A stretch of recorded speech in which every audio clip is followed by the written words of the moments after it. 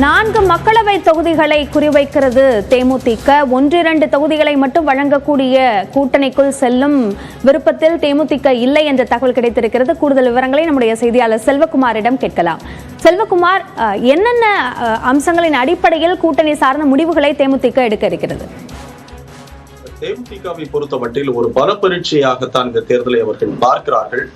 Captain Vijayakanth மறைவுக்கு பிறகு கட்சியை பலப்படுத்த வேண்டும் என்பதில் பிரேமலதா தீவிரமாக இருக்கிறார். அந்த வகையில் கடந்த தேர்தல்களை போல அல்லாமல் ஒரு அதிகமான எண்ணிக்கையில் எம்பி தொகுதிகளை கேட்டு பெற வேண்டும் என்பது பிரேமலதாவினுடைய திட்டமாக இருக்கிறது. அந்த வகையில் பாஜகவோடு கிட்டத்தட்ட ஓரளவுக்கு பேச்சுவார்த்தைகள் நடைபெற்று வரக்கூடிய சூழ்நிலையில் நேரடியாகவும் மறைமுகமாகவும் நடைபெறக்கூடிய இந்த பேச்சுவார்த்தையில் பாஜகவை பொறுத்த மட்டில் ஒரே ஒரு தொகுதியை மட்டும் தங்களுக்கு ஒதுக்க முடிவு செய்திருப்பதாக சொல்லி இருப்பது என்பது பிரேமலதாவுக்கு அதிருப்தியை தந்திருப்பதாக தகவல்கள் வெளியாகி இருக்கின்றன.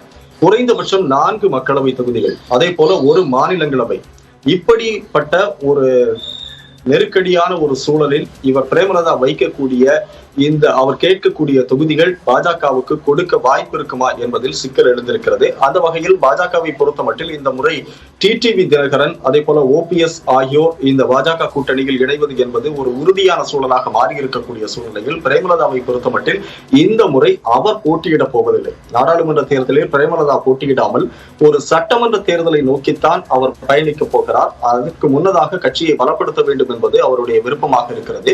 எனவே அவர் கேட்கக்கூடிய தொகுதி என்பது கள்ளக்குறிச்சி, சேலம், அதே போல விருதுநகர் உள்ளிட்ட 4 மக்களவை தொகுதிகளை அவர் பாஜகவிடம் கேட்டாலும் கூட கள்ளக்குறிச்சி தொகுதி தன்னுடைய தம்பியான எல்கே சுதீஷுக்கு கொடுப்பதற்கு அவர் விருப்பப்படுவதாகவும் தெரிகிறது. ஏற்கனவே கடந்த 3 முறை சுதீஷை பொறுத்த மட்டில் மக்களவை தொகுதியில் போட்டியிட்டிருக்கிறார். கடந்த முறை அதிமுக கூட்டணியோடு அவர் கள்ளக்குறிச்சியில் போட்டியிட்ட போது தோல்வியை தழுவினார். அதற்கு முந்தைய முறை சேலம் தொகுதியில் போட்டியிட்டார். அதற்கு முன்பு 2014 அவர் கள்ளக்குறிச்சியில் போட்டியிட்டார். எனவே கள்ளக்குறிச்சி என்பது தங்களுக்கு ஒரு சாதகமான ஒரு தொகுதியாக இருப்பதால் அதில் வெற்றி பெற்று விடலாம்.